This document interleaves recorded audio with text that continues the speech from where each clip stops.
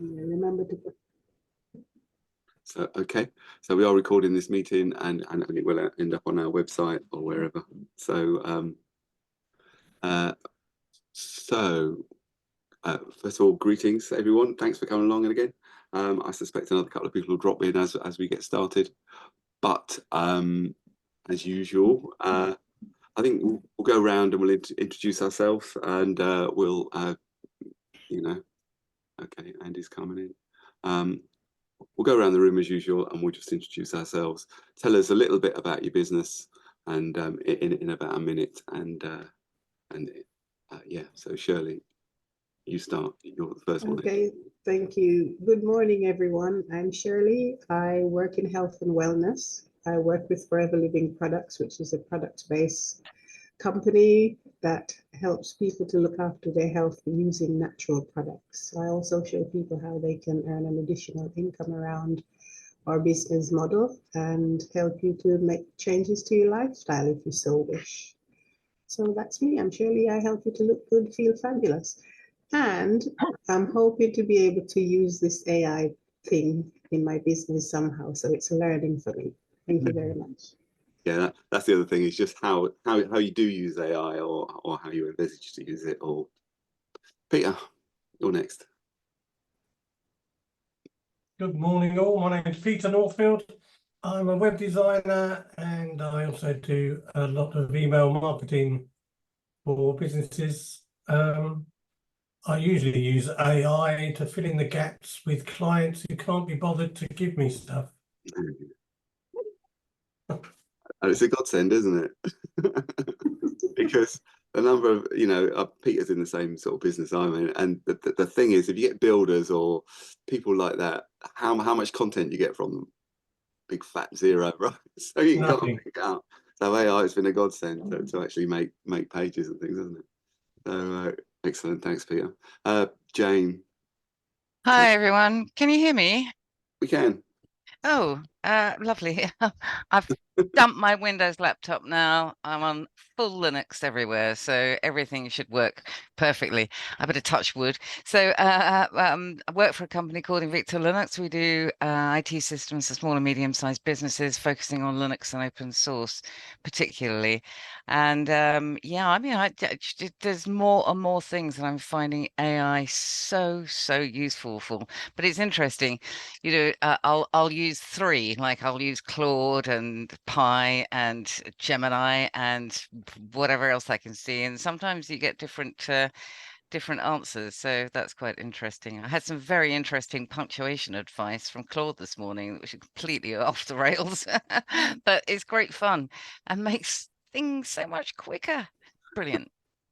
Because I'm treasurer for our church, and I this morning I was bagging up change and putting it in bags and drop it in the bank later, and I can never remember how much it weighs. So to check that my counting is correct, I said, how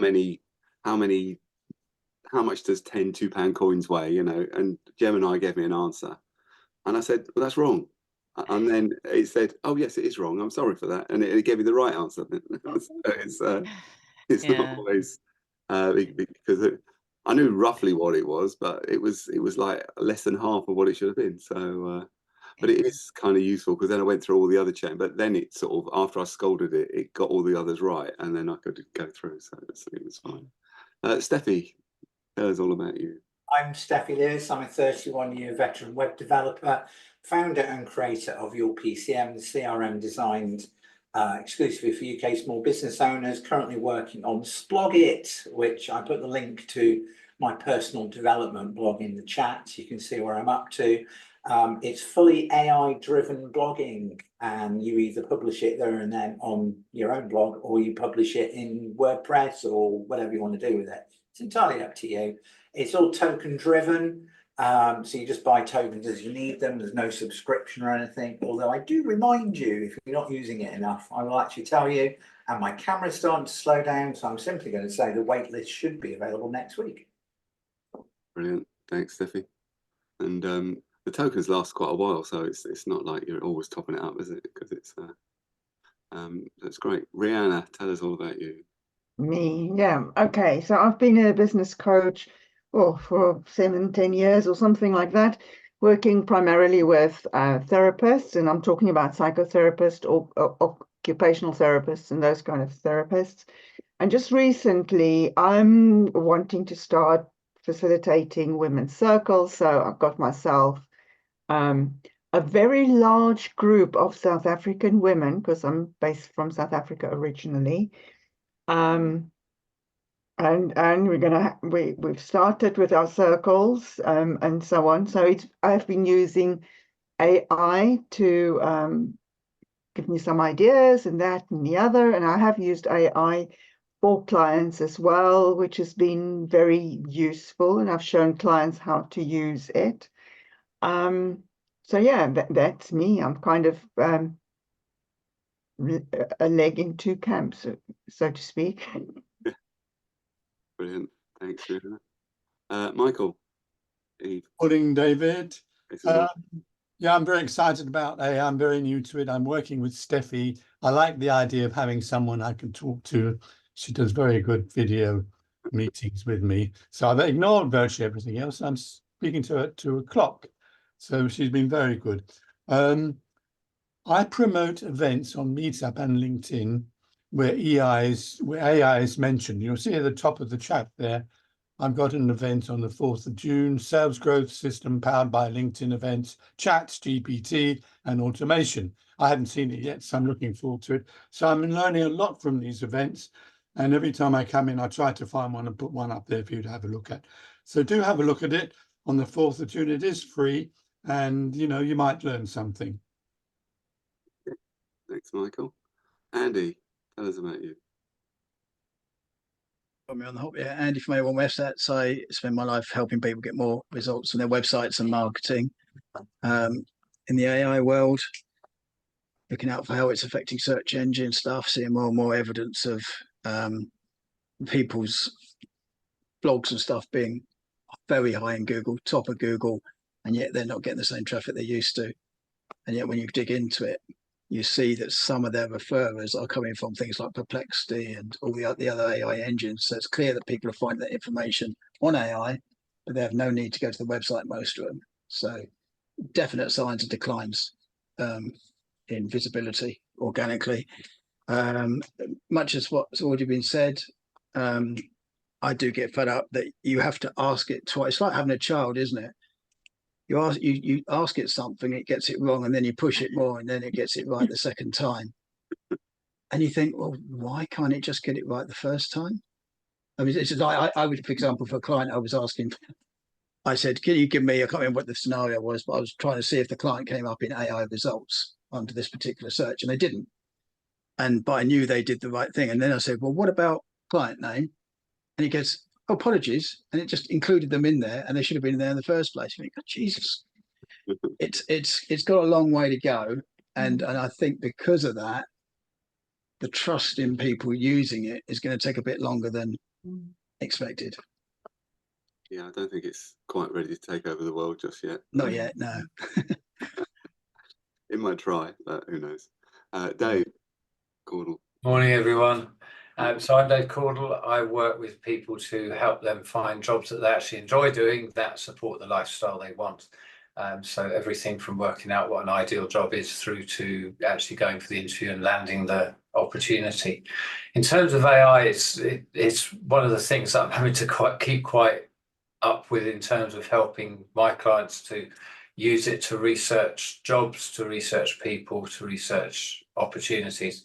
And it's interesting hearing what other people are saying about the unreliability of it, because sometimes people are prone to just rely on that one source. So it's really interesting. The other thing I've been using it for recently, this week, is just taking a promotional post and saying, repurpose it for different audiences. And it's been really useful to use AI for that. That's me. Thank you. Okay, excellent. Thanks, Dave. There are 4 people here who I've networked in person with. There's Shirley, who I see regularly, Rihanna, who I've met quite a few times at Omni networking meeting. Michael, I've met quite a few times through UW and other network meetings. And the other person is Jennifer. And welcome, Jennifer, to come along to our meeting. Kate, do you want to introduce yourself? Yes, I do. You've probably forgotten me, but I'm an old timer. I haven't been coming to these meetings as regularly as in the past. And that's due to other commitments. But well, to introduce myself, my name is Jenny West Ledwidge, and I'm a virtual assistant. And you know, I tend to work for small businesses, and I do a range of things. And what piqued my interest to come to this meeting is about the AI and, you know, its potentials and, you know, how it can, you know, help me out. And what was interesting is when, you know, Dave was saying that, you know, he uses it to repurpose some of his posts. And, you know, that's given me an idea. So, as I said, I've come here to find out, you know, what it can do, its capabilities. I'm not surprised that it gets wrong from time to time. And I think that's what worries me. And I don't think I could be really reliant on that, you know, 100%. But, you know, it's going in the right direction.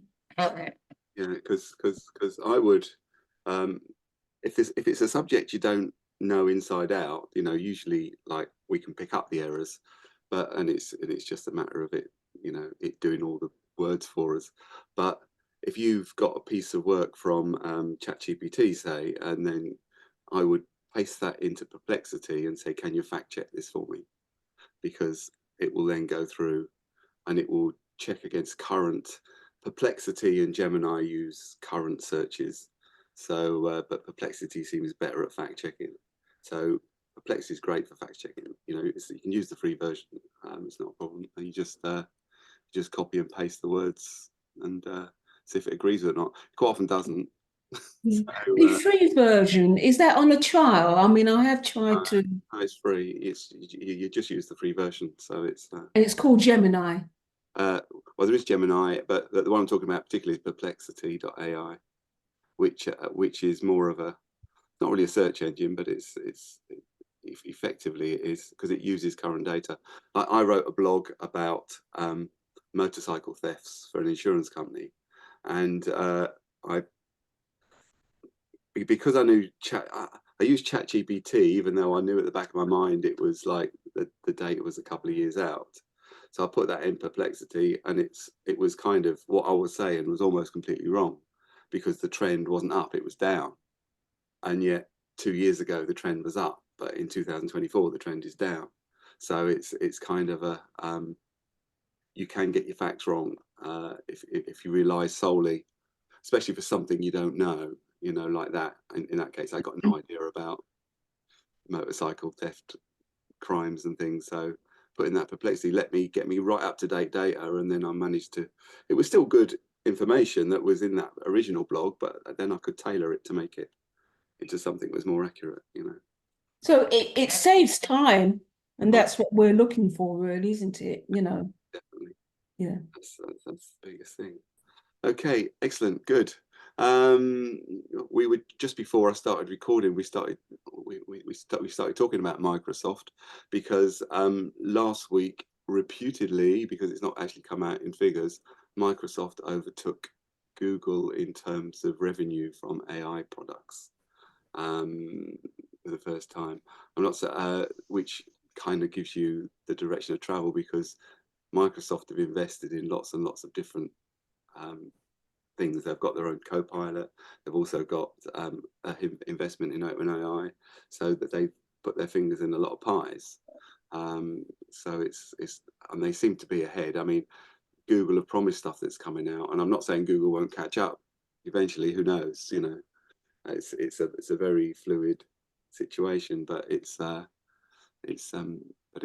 was interesting that they actually overtook them as the with the getting the largest income from it. So anyway, I don't know that they were talking about the latest. Shall I show you? I was talking about a video earlier. I've still got it on my. I think. Yes, I have. Let me just. I'll just share my screen a second, and then I'll get this right. Okay, it's very short. Oh, I hope I haven't lost it.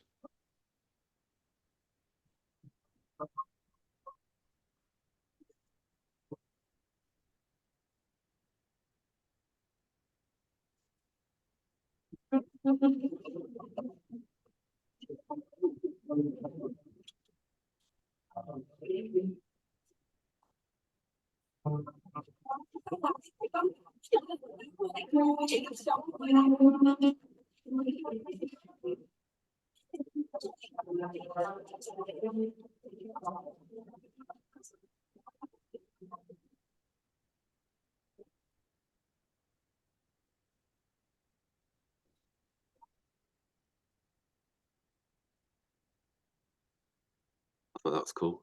I mean, it's got some neat features, you know, an all-day battery as well. I mean, that's got to be a bonus, isn't it? So it's basically using new technology. It's got what we said before. It's got an NPU. It's a neural processing unit. So that's the thing that looks after the AI. So it's not clogging up your computer. It does it does operation. A basic mathematical calculation is called an operation, and that little laptop thing does 45 trillion operations a second, which sounds quite a lot.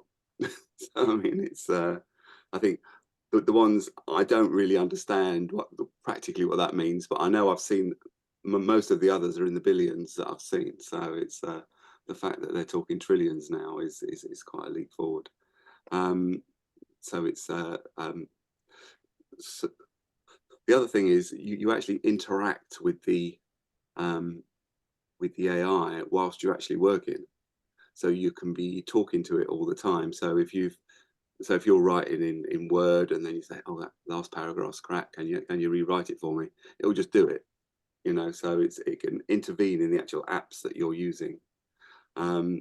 The other thing, because it's so fast, it can do live transcription, translation in real time. So you can be talking to someone in Japan, they're speaking Japanese, you're speaking English. Well, as they're speaking, instantaneously, it's translated into English and it comes across the bottom of your screen, which is, and then the same the other way around as well. It will translate your words into English, so that appears at the bottom of their screen. So it's kind of a, so that's going to remove a lot of barriers if people do business with people who've got different languages. So I think that's another cool feature. It uses Copilot, which is the inbuilt chat app, if you like, which is quite good, and it's getting better all the time. I believe it uses OpenAI as well within Copilot.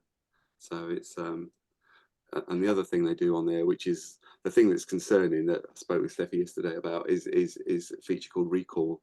So it remembers everything that you do, and then you can go back and to any point to see, and it remembers everything you've done in your computer actually. So you can say, oh, I wrote an email to Steffi about 3 months ago about this. Can you find it for me? And it will just go and find it for you. Now people think it's supposed to be locally stored, and they say they won't train their AI on that particular function, but it does give people some concerns. Microsoft said, you know, we're just given that assurance, and they'll have to prove it, I think, because some authorities are already raising questions about it. So I think it's interesting that you can actually switch off the memory. Can you say stop doing the recall if you wanted to access a certain website for any particular reason, and then when you've finished, you can say you can start it again. And then but then people may want to know what that gap is in your history, I suppose. But it's just the same. I mean, we have a search history at the moment, don't we? So it's so it's there. So it's basically, and because you're talking to your computer rather than actually trying to going through the emails and keying in someone's name and then trying to search through every single email to see where you mentioned that particular thing, it'll just do it like that. Oh, I thought that was good as well. Has anybody got any thoughts on that? We know how much the pros are going for at the moment.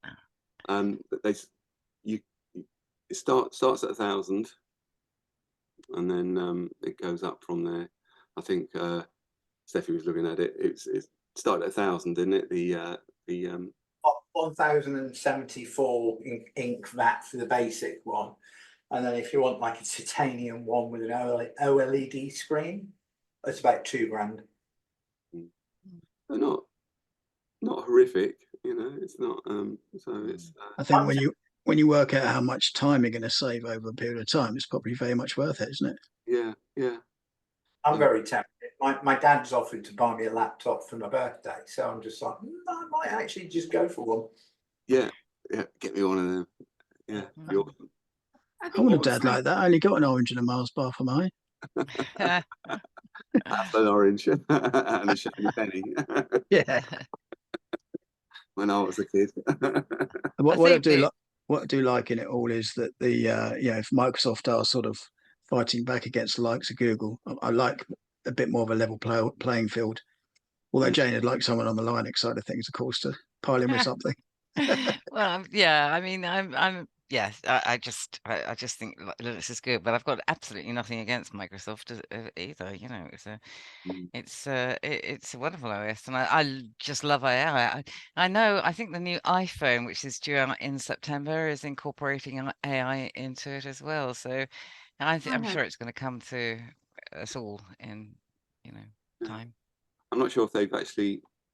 Do we know which AI it's using? Because they seem to be an experiment with it with all of them, you know. So. Yeah, that's right. But it's the other thing I heard that again, like you mentioned about the Surface Pro, they're keeping it local. So whatever AI you're using, it's on your phone and nowhere else. It's not going to get replicated up to any clouds, which I think is probably going to be quite a relief for quite a lot of users I know, actually. Yeah, well, it's in.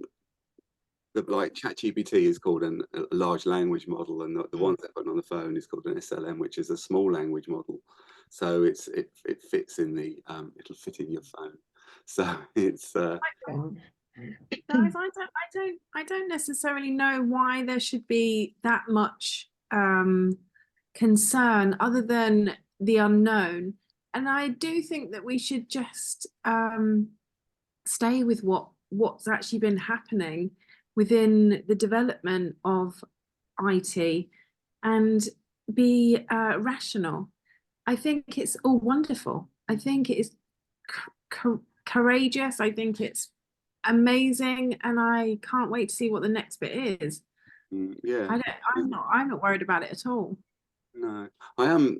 I can see where the concerns would be, because I mean, you can be asleep at the wheel, and they can, unless people are on it, and I imagine sort of bodies like the EU, although we're not in the EU, will be on it, and sort of making, addressing those privacy concerns, because they will have to demonstrate that it is. Do that anyway. Yeah. So I mean, Microsoft they already say they can prove that they're not, capturing your data or using your data.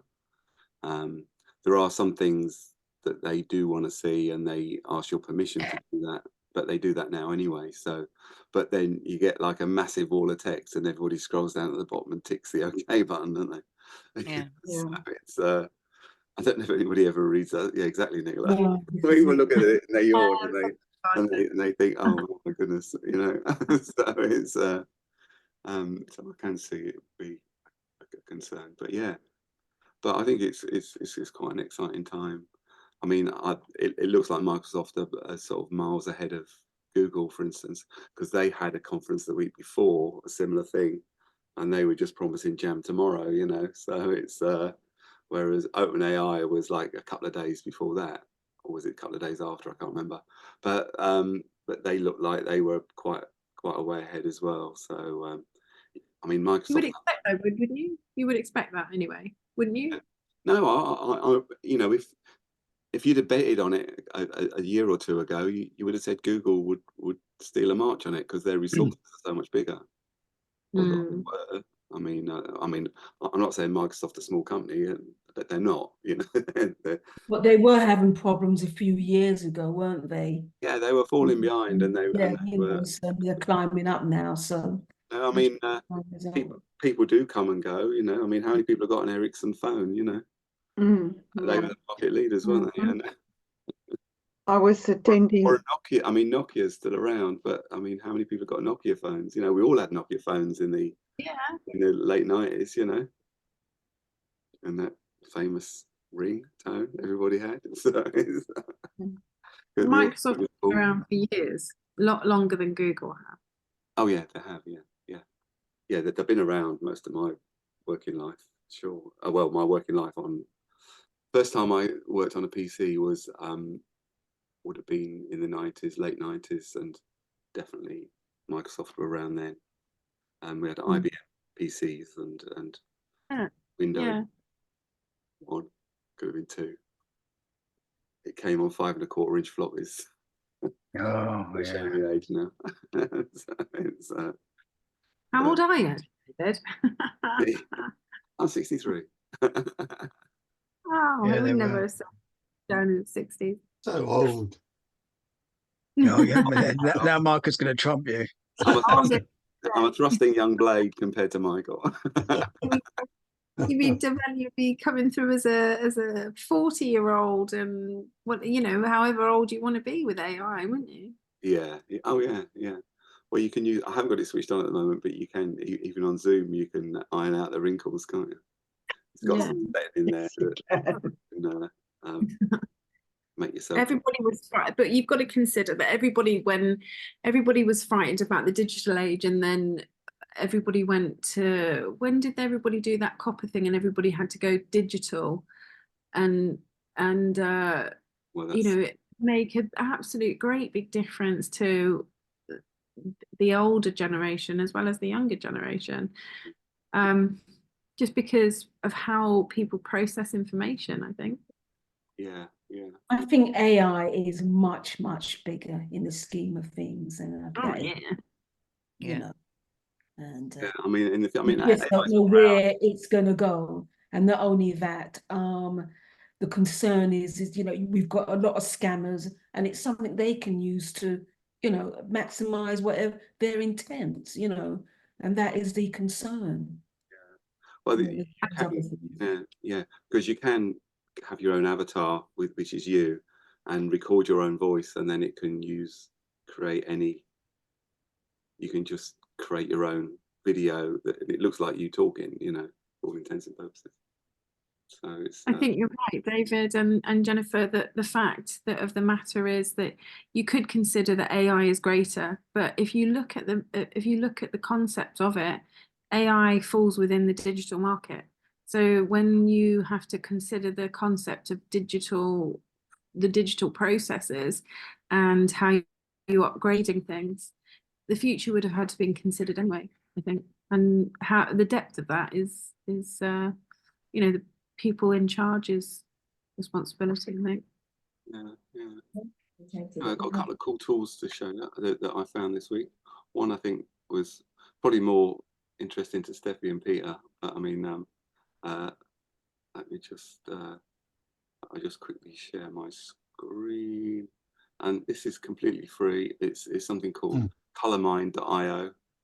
I don't know if anyone's seen it before, but basically you can just pick a particular color, and it will give you a color palette that's based on that. So if I lock that one in and generate, it's that simple. It will give you a color palette based on that, and say, well, no, I don't really like those. I'll give it another go.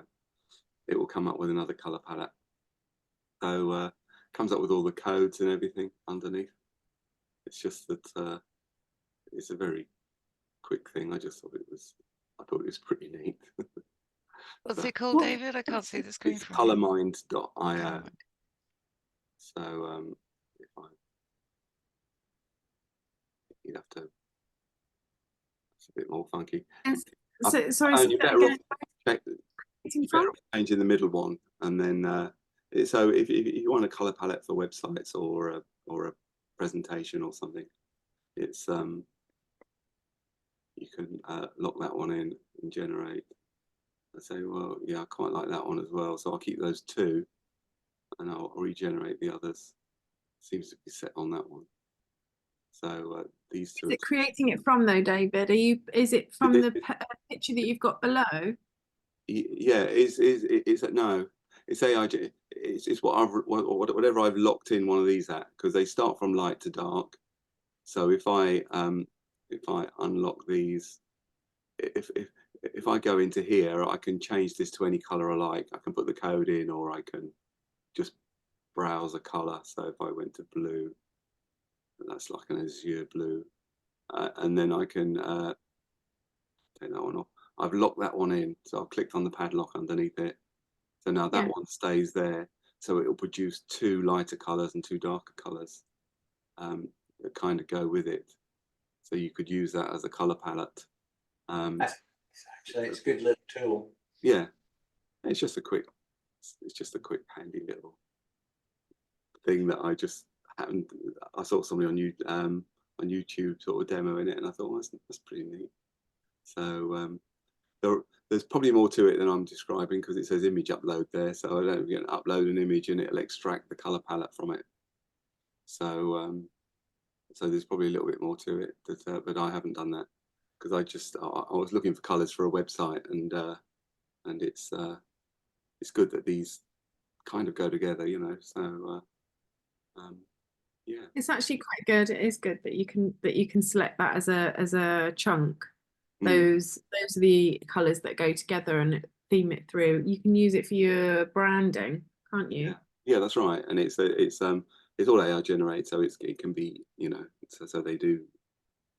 I don't know what criteria they use, whether it's your brain or your eye, or they just go together. I don't know what the criteria is, but it's a bit of a shortcut, because sometimes it's difficult if you're doing it randomly yourself. You know, if you're changing the colors on your website, you know that the branding colors are blue, and I had one the other day that was green and red. So trying to get it to look so it didn't look too stark, you know, was difficult. But using things like that, you can make it look cool. It is good, because good. And the other one that was kind of, oh yeah, this is a really cool tool for this is the one I thought was brilliant. It's called Wisdom Plan. It's you can generate a learning well, basically a learning course of anything on any subject you like, and it will create a course for you. Wow, I like it. Using free resources. So it'll use YouTube videos and things like that. So let's just. Is this free, David? There is a free, yes, there is a paid version, but you're limited by the number you can. It's typical. I know what it's going to do. It's going to work, because I'm going to refresh.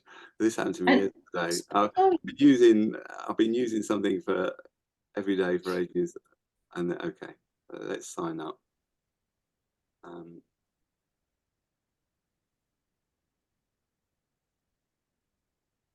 So let's see. I think you need to do another Zoom plan for sometime in the week for different resolving different issues. I've been having a real issue with Facebook recently.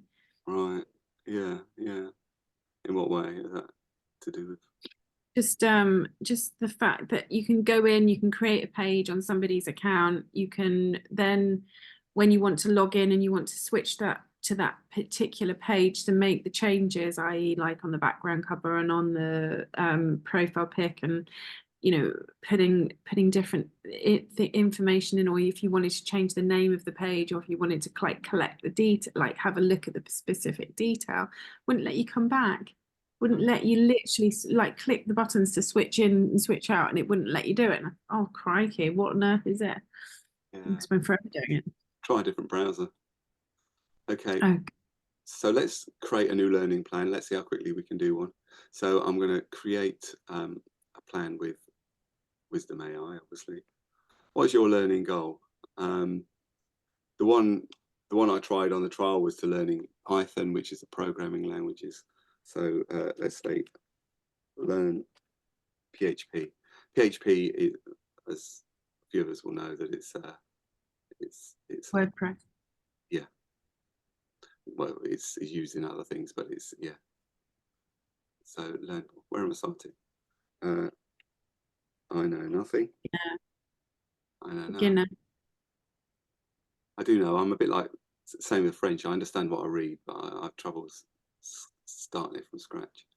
So select your preferred types of learning sources. I want to say visual learning because I think a lot of people are like that. Do you have a deadline for your plan? So when do you want to learn it by? So I want to learn it by, give yourself a reasonable time. I'll say the end of July. How many hours can you spend on this a week? I'll say 2 hours a day, Monday to Friday. That's 10 hours a week. Give it a name. Learn PHP. Right. So now it's going off to. This is excellent. You can literally put this up in sales funnels. Wisdom Plan is now experiencing a high volume of traffic. But your free learning plan will be available in 8 to 12 minutes. Feel free to close this window. So shall we do something else? Well, come back to it. Okay. I don't want to stare at the screen for 8 to 12 minutes. It was 3 minutes the other day. So I guess it depends on the time of day that you actually go on. But a question though, related to this. Yeah, go on. If, let's say you're learning, let's say it's, I don't know, Google Ads, something like that you want to learn about.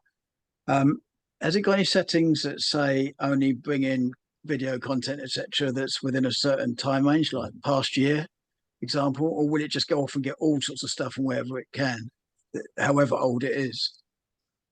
Because those sort of things change so quickly in the way they work.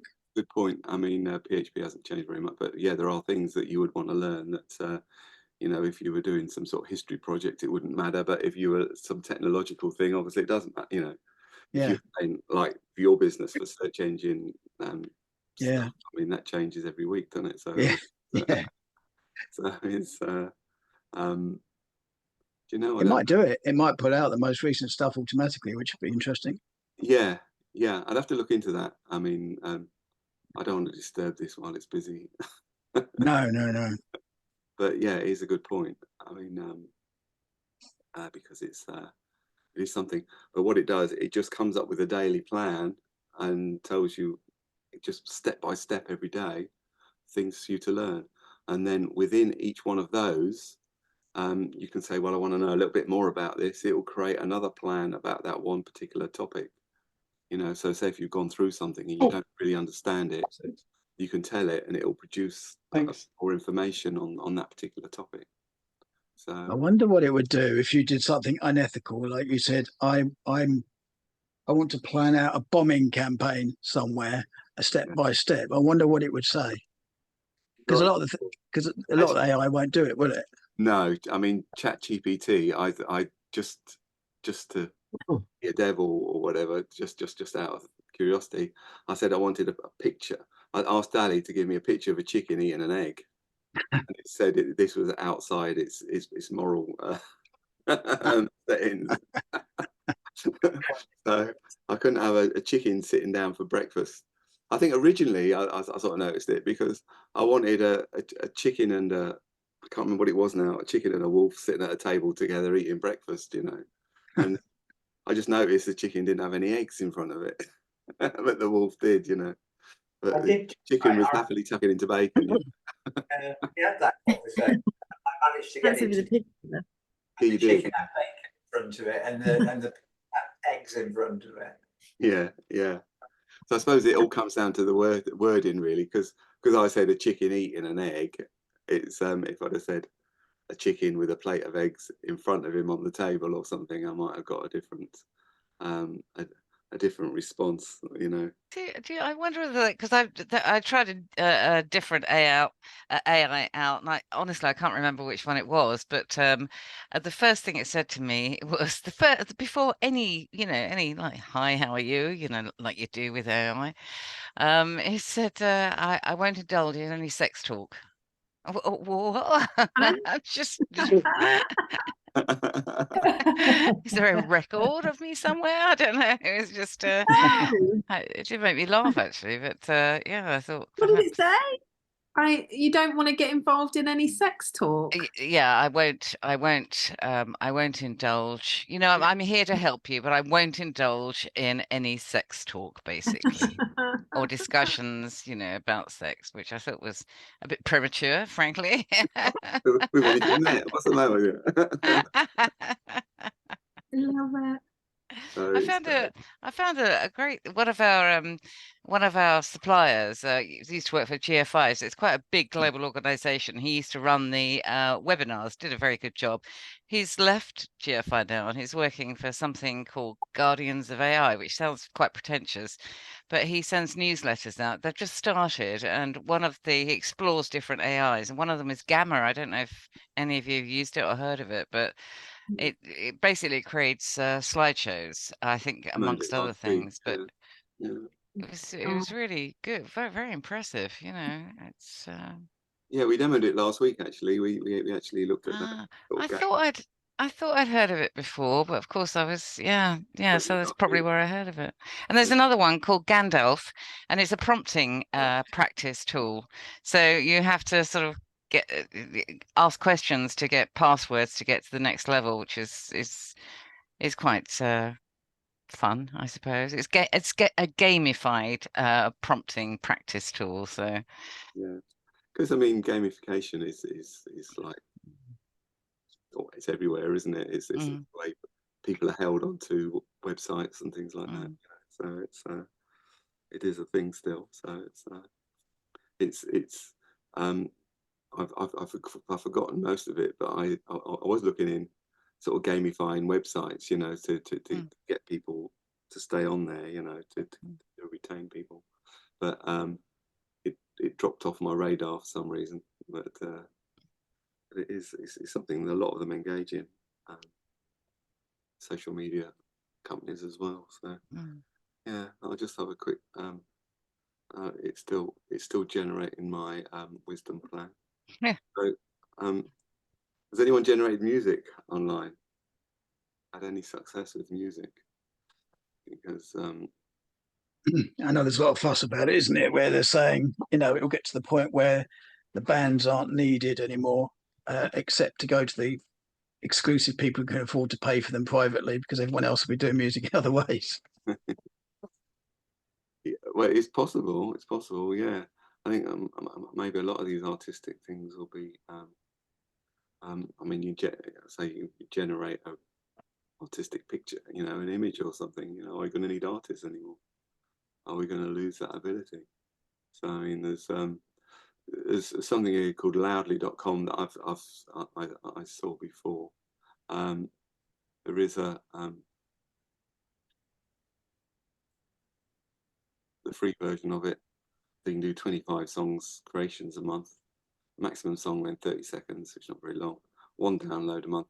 It gives you a chance to try it out, and then you can do longer. $8 is it's a song. 3.5 minutes. That's more reasonable, and that one's 7 minutes. The $24, the Pro. But you do own the actual music you download and that you've created. So monthly. No, it's not too bad actually. Sometimes there's a huge gap between the monthly and the yearly. So I wonder what would happen if it inadvertently did a sample of something else exactly. that existed. Yeah.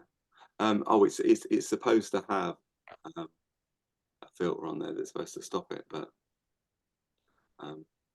text to music generation. We did something similar with a different website, but it's I'm not sure how you get running along a Venice beach during a sunset. Well, click generate, see what happens. Okay. I've got a key in some words, have I? We'll just leave that one. I'll probably write the song for you. Yeah. Oh, this is complicated. Synthwave.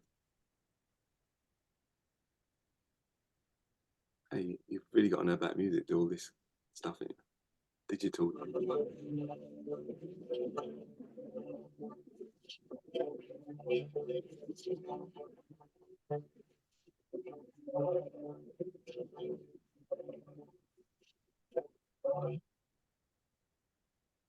It's telling me here, synthwave, house blend, high energy D major. I guess you can modify that.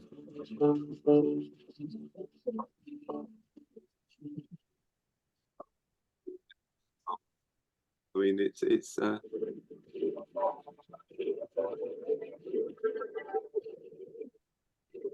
Can't hear it much today. You'd have to go into studio mode with your sound on Zoom. yeah. I don't think it's anything to do with Venice, but it's quite interesting. Oh, we can change stuff.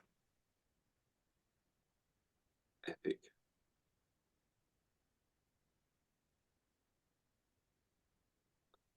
Those two things go together. Energy, original. I've probably used 6 of my free things already. It does it pretty quickly, doesn't it? Mm. So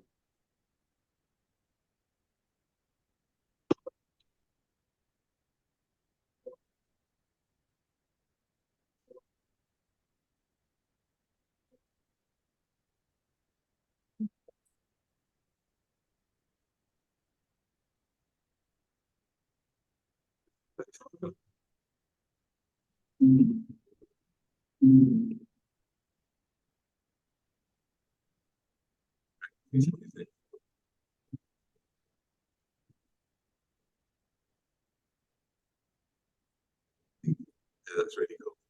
You can download it. That's my one and only track I can download if I did that.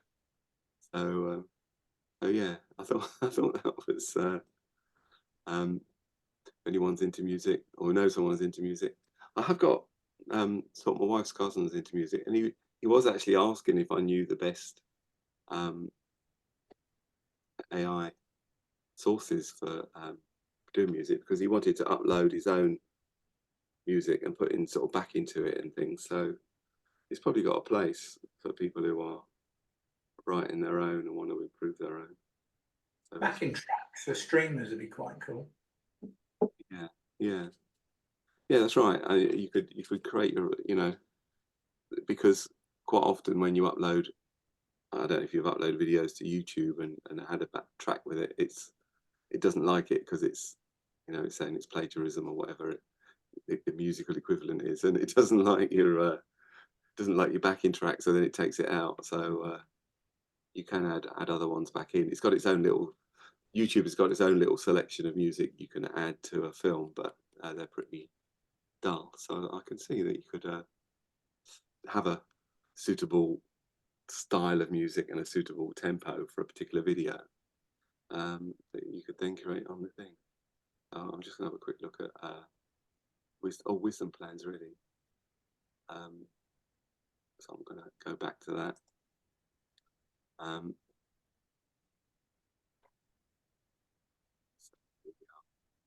So it says your so let's have a look. Okay, so it's got my overview about what it's going to be there. It's got further resources I can use, php.net, and it's got a daily. This is for well, it's starting next Monday with the looks of it. So getting started basics. So it's got basic computer operations, file management software install, Windows 10 beginner's guide. Okay. Understanding web navigation, downloading files, basically. I did say I knew nothing, didn't I? Mm. So I guess it's starting from those. How does the internet work? Yeah, it has started right from the beginning. So so if we go, Is it starting from beginner's guide? yeah, I just said I knew. I said I wanted to learn PHP, but I knew nothing. So This is so what's actually happening here? It's not creating a YouTube video for you. It's actually sourcing the video for you. yeah. It's just getting YouTube videos. So if I watch that on YouTube, my name's Mike. In this course, I'm going to teach you guys. I'm just seeing how this is from 5 years ago. Jeez. So that's interesting. I reckon in the initial prompt, if you said to it, I only want content within a certain year, past year, maybe it could do it. Yeah, it'd be worth trying that out. I'd have to do that another time. But it's got so I don't, I suppose there are.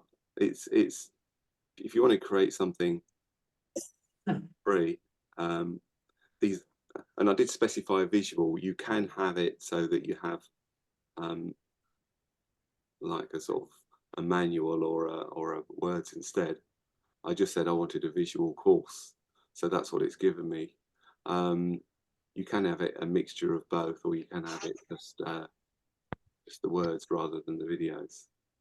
So it's interesting. So probably worth looking at a bit further, but I thought that was because I only saw it yesterday, I think, or the day before. So I thought, oh, that was pretty cool. I think it is. So I wonder if ads play within those videos on YouTube, like they normally would. They But would. you haven't got ads on, have you? Though you've got the thing. Yeah, I've got the paid version of YouTube. Yeah, they would play if you're not on premium. Yeah.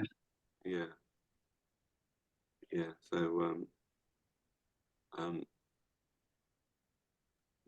so that's And actually something else you did, and when you were signing up for these things, obviously you used your Gmail to go straight into your Google account, as I do in a lot of things.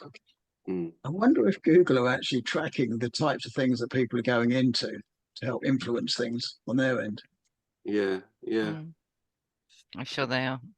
Yeah, I do that a lot too. So it's easier than remembering yet another password, isn't it? That's right. Yeah, which is what I do. I do use the Google quite a lot password. I don't use the Facebook one because I couldn't. I know people have fallen foul of that one.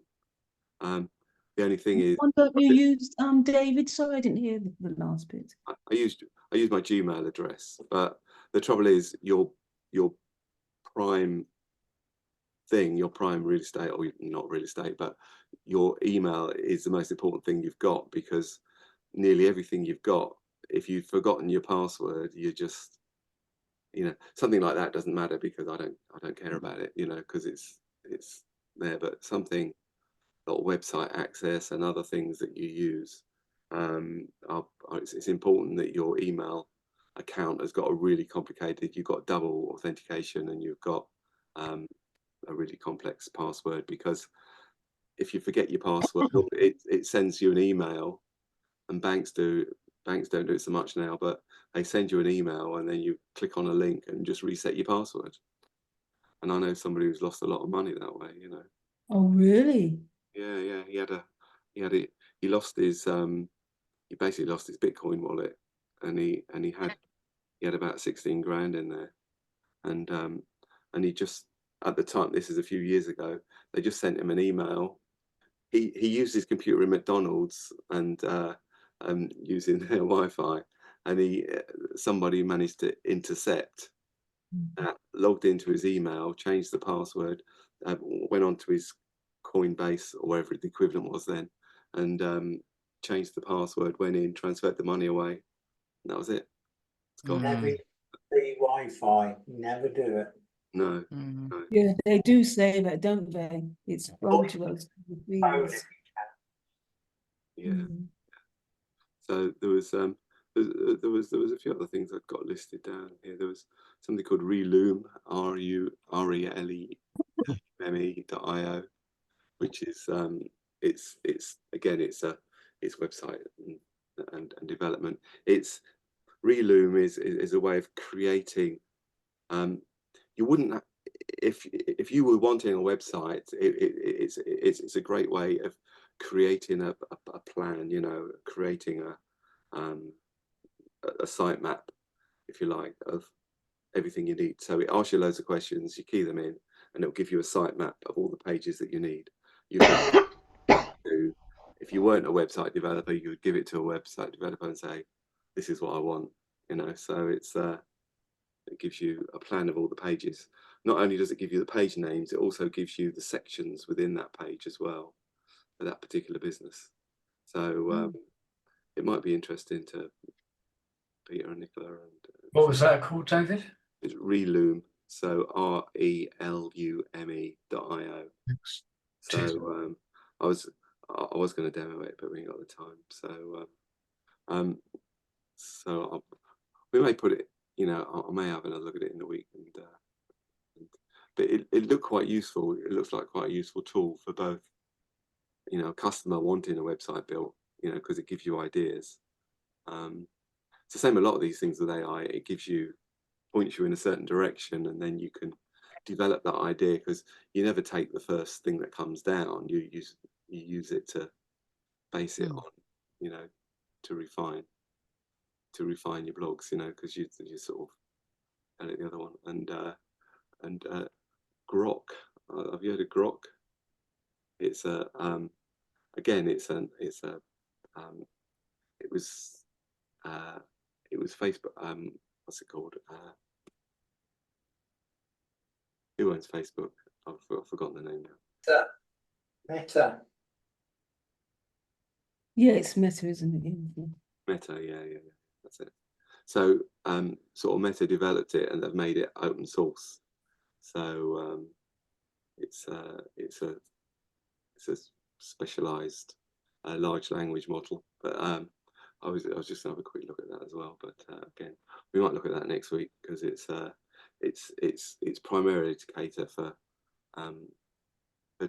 developers who need high performance. I mean, it works a lot quicker than the other AIs, but it's also open as well, so anyone can use it. So it's use the API and things. But that's all probably a bit too esoteric for most people. So that's why I put it at the bottom of the list. So we'll go there. So that's it. So I'm thank you so much for coming along again and contributing, because it's really interesting, you know, because everyone can shape out thinking, you know, and we bring up like really good points, like Andy said about the are those videos up to date and things, you know. It's that there are real good considerations, you know, when you're talking about technology. And That's useful. I'm gonna give it a go. Yeah, because you could create a course that you could then market, you know, if it's No, I might like it. I'll come up with my own content. Yeah. That's all right. It was still structure it, you know, and then if you do the blend of the words and the I specified a video content, so that's why it's come up with a load of YouTube videos. It was good.